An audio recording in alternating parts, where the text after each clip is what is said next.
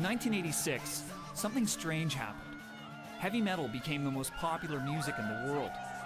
And everywhere you looked, kids were growing their hair long, flashing the devil horn sign, and playing air guitar. But not everyone loved it. Critics thought it was unsophisticated music for unsophisticated people. One writer went as far as calling it sick, repulsive, horrible, and dangerous.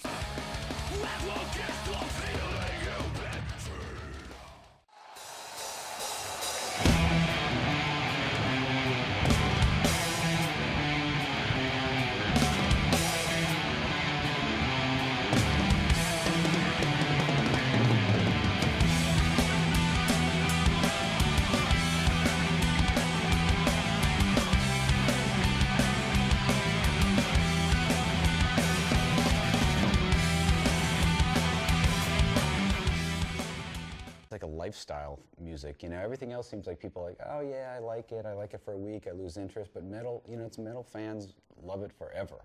There's, I guess I'm not a casual person. When I like something, it's like real, and it's not casual music. Like no one goes, yeah, I was really big into Slayer one summer. You know, there's no, like, I've never met that guy. I've only met the guy who's got Slayer carved across his chest. The root of all rock and roll is in blues and slave music.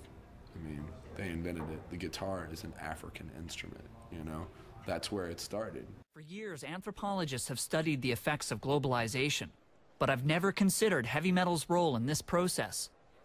As metal has spread across the globe, what new meanings is it taking on for fans in countries with such vastly different cultural, political, and religious backgrounds? I think the organizers of Rock in Rio felt the momentum, and they organized this festival, which was huge. There were 1,380,000 people during 10 days. And it was the first time, you know, everyone knew what a metalhead was, and that there were so many. A gente falou, não, Sepultura vai ser a nosso grande trunfo, né? A nossa bandeira do metal brasileiro.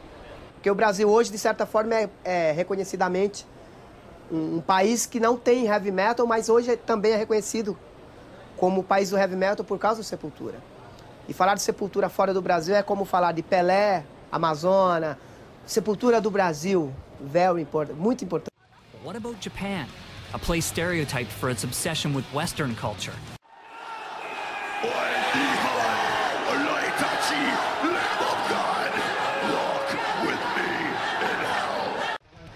The very first time we came to Japan, we played a theater. We had like I think it was like a 3,000-seater theater, and everybody was sitting in their seats, and they had ushers in every aisle. So we came here, you know, not having any idea what was going to happen, not believing they were going to sit down. Because I'm like, there's no way you can sit down and watch a Slayer show. It just ain't going to happen. And the minute we started playing, they got up and they rushed to the front, and the promoter at the time freaked out.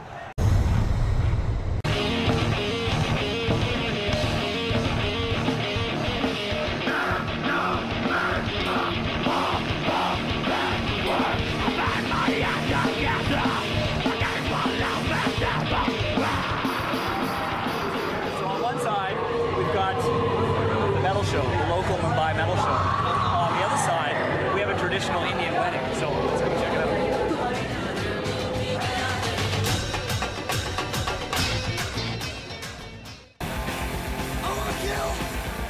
Metal is generally coming from the West, and I guess in a way it's part of the process of globalization.